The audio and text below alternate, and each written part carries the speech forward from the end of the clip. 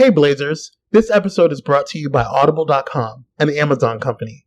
Get a free audiobook download and a 30-day free trial at www.audibletrial.com/Blaze Entertainment. Or visit the sponsor and supporters links on our website at intotheblaze.com. With over 180,000 titles to choose from for your iPhone, Android, Kindle, or MP3 player. Now let's start the show. You're locked in to the hottest station on the planet.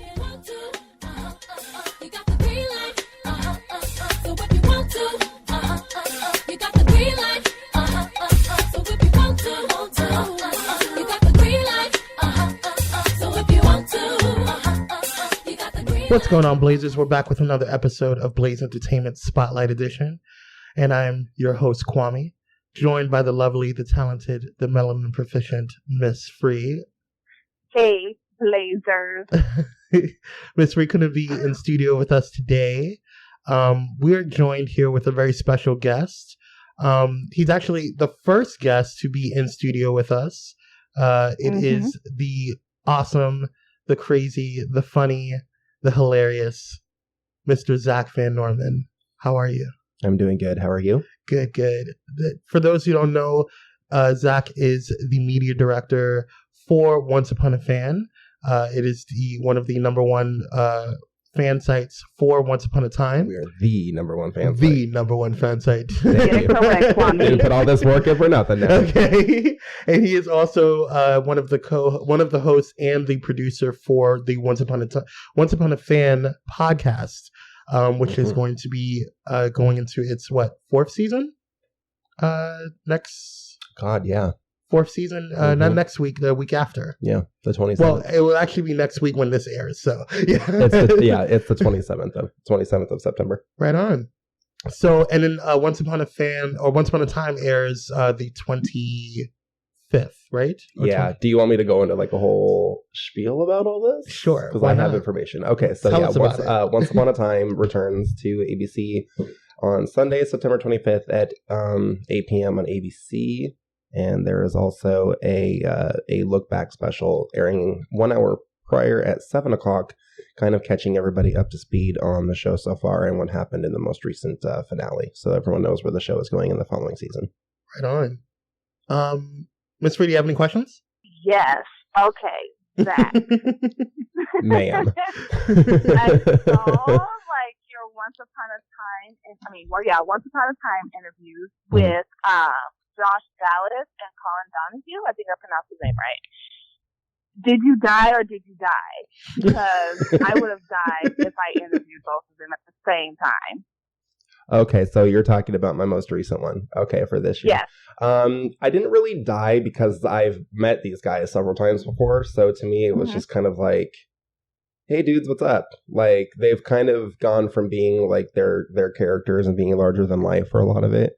And they just kind of become, I mean, I don't know them or anything like on a personal level. It's like they're calling me for Thanksgiving dinner or anything. But I just kind of think of them as Josh and Colin now.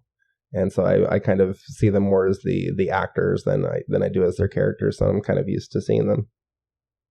See, look at you. See, I would have died. Every time I would have died. They're just so cute. Bro, I died the first time that I met them, I can tell you. The first time that I met all of them, I was losing my mind. That was like 3 years ago. That was in 2013, 4 years ago. Jesus. Yeah. Oh my God. Yeah, long time.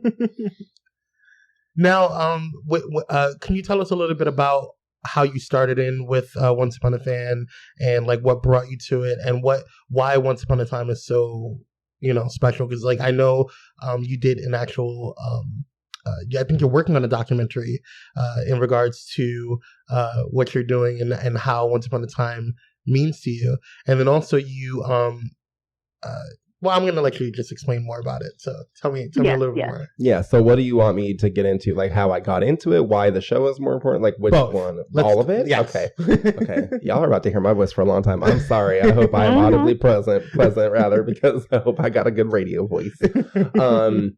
I basically got, well, I guess it's kind of one answer bleeds into the next, because the show was really important to me because I had experienced a loss in the family that was pretty close in the immediate family, and it was kind of life-changing. So I wasn't really feeling that positive after that happened, as one obviously does in that situation. So once the show came on, it gave me hope for a happy ending again, that like life was going to be okay after experiencing something like that. So that's why I got into the show. And then I was basically just looking for other people who loved the show as much as I did, because I felt like a really weird person who was like, oh my God, I love the show about fairy tales, and it's got Snow White and the evil queen is in it. And oh, this chick's wearing a red leather jacket. It's just awesome. It's the best thing ever. Hi, Becky. And I didn't really have anybody else to talk to who liked it on the level that I did. Like my little brother watched it with me and he enjoyed it, but he wasn't like into it on the level that I am, because he's never been a really big Disney fan, for one thing, and I am, like, since birth. Like, I bleed mouse ears. So that's why I loved it so much. And then when I found Once Upon a Fan, it already existed. It started out as a one-page blog that was started by a man named Gareth Hughes. And it just kind of went from there, really. Like, I found the site, and it was so funny, too, because at first, like, the URL was a .co.uk, because he lives in London. So it wasn't even an American site. And I can even remember when I looked it up the first time I saw the URL on Google results, and I was like, I'm not going to that one because they're not even American. Like they can't appreciate this American show on the same level. Like I was being so I was so asleep. So at that point I was just like, hi, white America. This is like my show for me. Yay, fairy tales. And yeah, so, but yeah, I just got into the show, and then I was watching the storyline, and I had an idea for something that I thought was going to happen, like what was foreshadowing something. So I just kind of sent in my like an idea of why I thought it was going to happen, and like proof with like screen caps, like, oh, look at this, and this is going to be like a thing.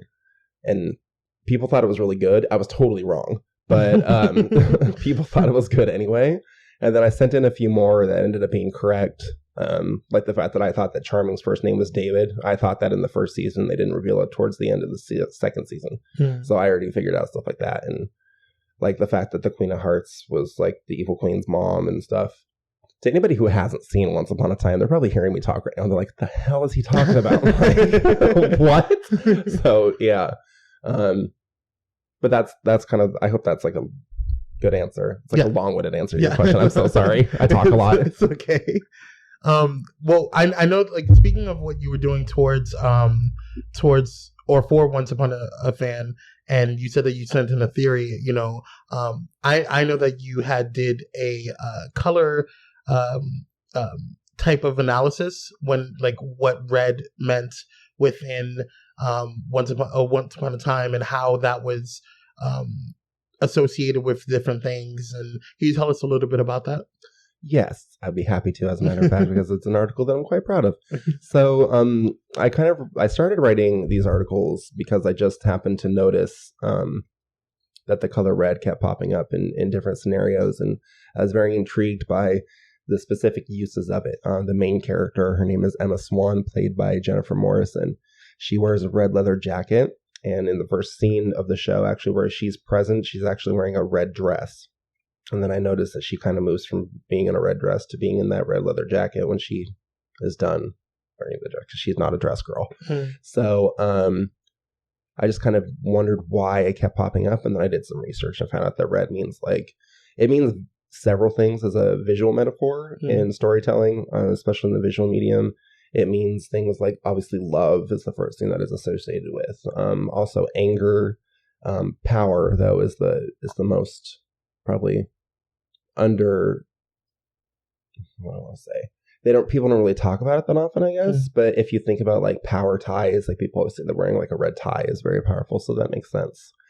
So I wrote this article about Prince Charming and why red meant power for him specifically, and the fact that his gloves are red.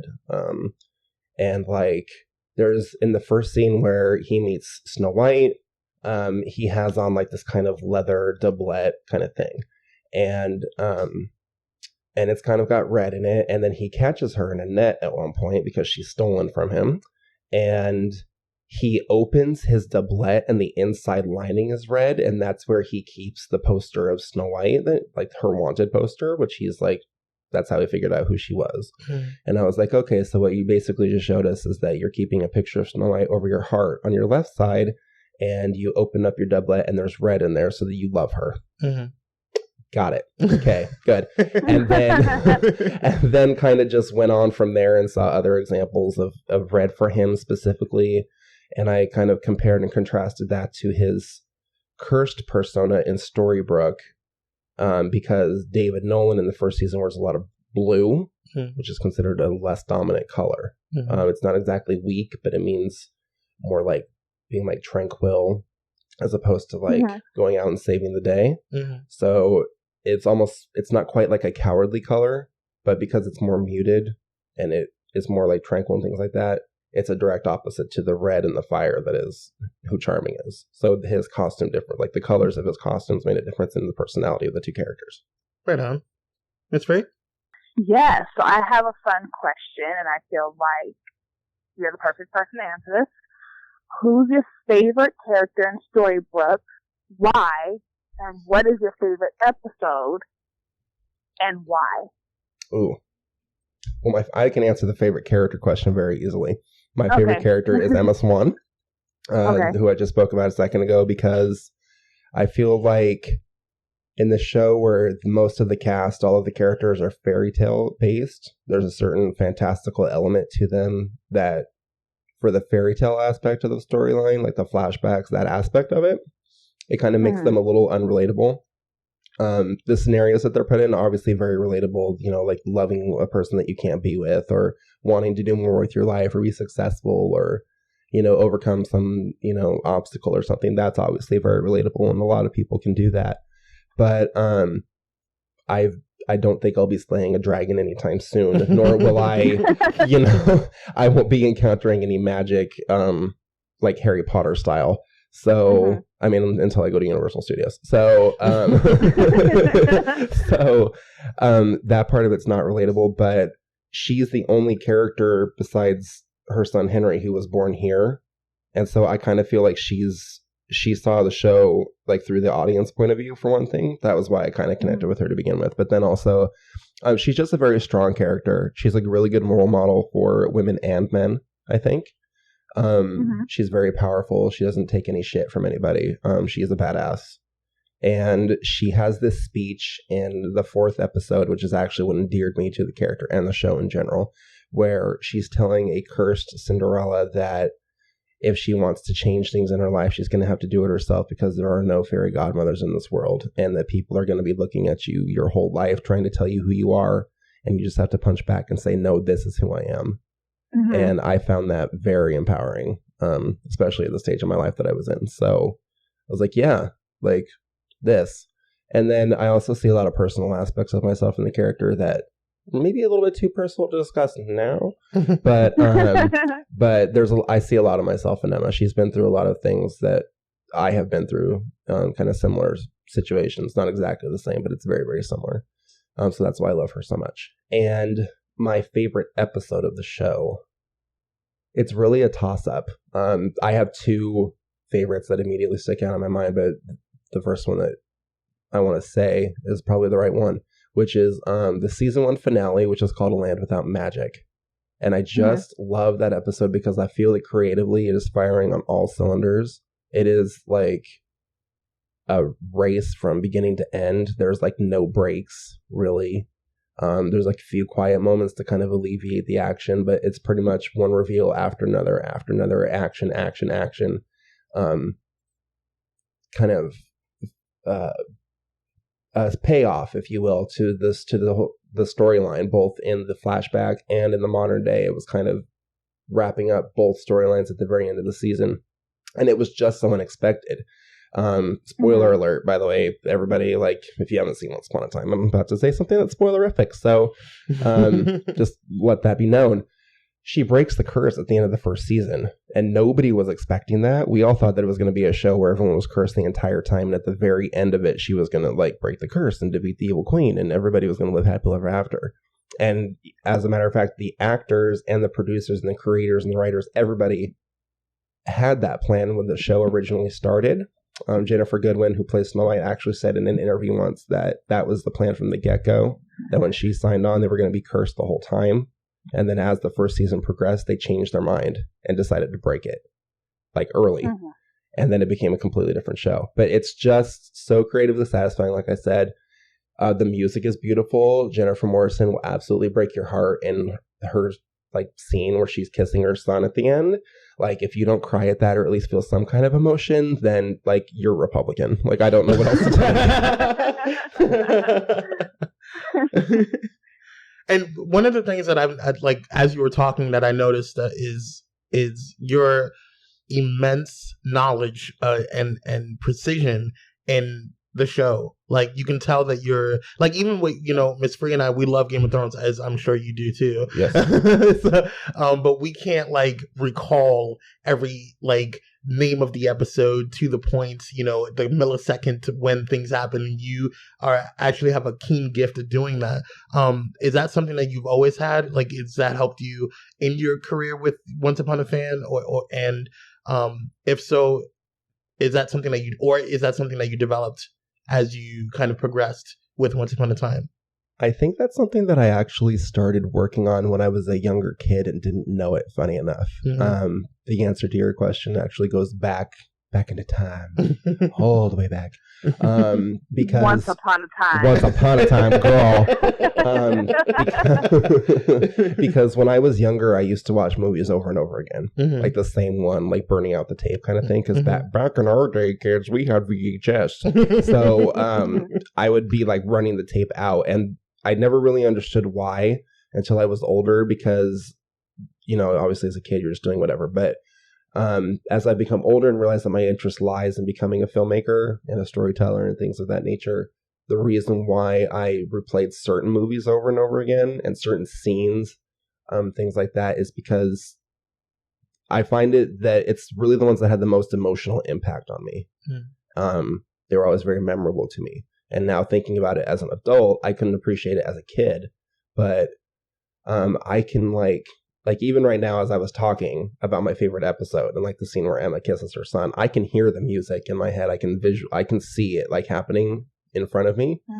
And I think that it's just because I am a visual person and I'm a visual storyteller. And it's very easy for me to have total recall of those things because that's how my brain thinks, I guess. And it's kind of funny because it's almost like a self-fulfilling prophecy where it's like chicken and the egg question. Did I start watching movies and love it? Like, which came first, my love for movies or my desire to make them? I don't know, because as a kid I never thought that I could make a movie, but then when I think about certain memories, I was sitting there thinking I wouldn't have done it that way. Or, oh, I really like the music here, that's really good. Like that's, and then once I learned, like as I got older in elementary school, middle school and stuff, oh, that's the climax of the story. Okay, well, I wouldn't have done it like that. And so I just kind of started changing things. I feel like I'm just blabbing. I may not even be answering your question. I'm so sorry. You're fine. But yeah, like that's pretty much where my recall came from, is that as when I was a kid, I would just watch movies and shows over and over again until I had everything memorized. And then that ability to retain things as I like movies and TV stayed. So I don't have to watch it over and over, but I can still remember it. Right on. Miss Free? I don't have any more further questions. I think that Loser. Listen. So unprofessional. No, I just really love your passion about Once Upon a Time. I think it's very unique. I didn't know that you had a whole color critique of the show, and I think that's absolutely wonderful coming from an artistic standpoint. And that's it. Basically, I think you're all good. Well, thank you. I appreciate that. I mean, it's. I find your passion for Once Upon a Time really great. It's kind of like similar to our passion of Game of Thrones. You know what I'm saying? Like, that musical cue there was awesome. You know, in the last season where Cersei blows up the building. God, you know, the color scheme of the green. You know what I'm saying? So. Keep doing you, boo. One of the things that I wanted to ask you before we let you go is in your time with Once Upon a Fan, and you know, doing interviewing, because I think you were, you know, you have other co-hosts on Once Upon a Fan podcast, correct? Yes. And Ashley Benson and Amy Hood. in that time, I noticed that you and Ashley and I believe Amy in the beginning stages of it would go ahead and help with interviews as well. But primarily, it's been you and Ashley that would go to conventions for Once Upon a Fan and be the correspondents for them. As you've progressed in that, I noticed that this particular year, you've kind of not only branched out, or not only have done stuff for Once Upon a Fan, but you've also branched out with High Voltage magazine, which is awesome. And you were able to experience stuff outside of Once Upon a Fan, and also the show Once Upon a Time. Is that something that you want to continue to do? And how is that, because I know that you've kind of developed an affinity with the cast and kind of developed relationships with them. Are you interested in kind of talking to other cast members from different shows and growing with them as well? And you're talking about like my on-camera interviews at Comic-Con. Yeah. So, yes, that is correct. And thank you for bringing that up. That's very kind of you. Yes, I did go down to San Diego Comic-Con this past summer, and I reported for Once Upon a Fan and for High Voltage magazine, which can be found at iamhighvoltage.com. And as I really enjoy doing those interviews, I'm really actually thankful for my experience with Once Upon a Fan, because I feel like it prepped me for what happened this year, because this was my first year reporting for another outlet in quite some time. When I first went for Once Upon a Fan in 2013, I was reporting for another outlet, which is blogcritics.org at the time. So I did the Agents of S.H.I.E.L.D. press room there, and I interviewed them before the show had even premiered. But I was such a basket case, because that was my first time ever seeing anyone even like remotely famous. And I was actually supposed to sit there and talk to them. I remember sitting at the table and Ming Na was like looking at me like, "You gonna ask a question?" And I finally did ask one, but it was like, oh my God.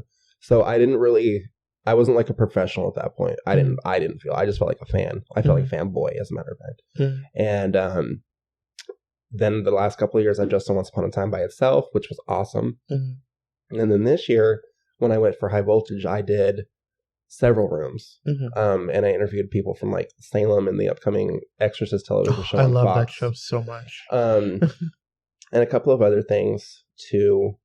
So I'm really, like I said earlier, I'm really grateful to my experience with Once Upon a Fan and previously going to Comic-Con, because if I hadn't had that experience, I probably wouldn't have been an idiot, especially in the room for The Exorcist, because Gina Davis is in that show, and I talked to her for about 60 seconds. And to me, she's Thelma. She is Dottie from A League of Her Own, and, so many other fantastic characters that she's portrayed. So I don't know if I would have been able to hold my own against an Oscar winner. Like, she's a legit Oscar winner standing in front of me. So I'm grateful for that. But as far as continuing with that, I would love to, I'm never going to say no, because I do enjoy it. I think it's fun.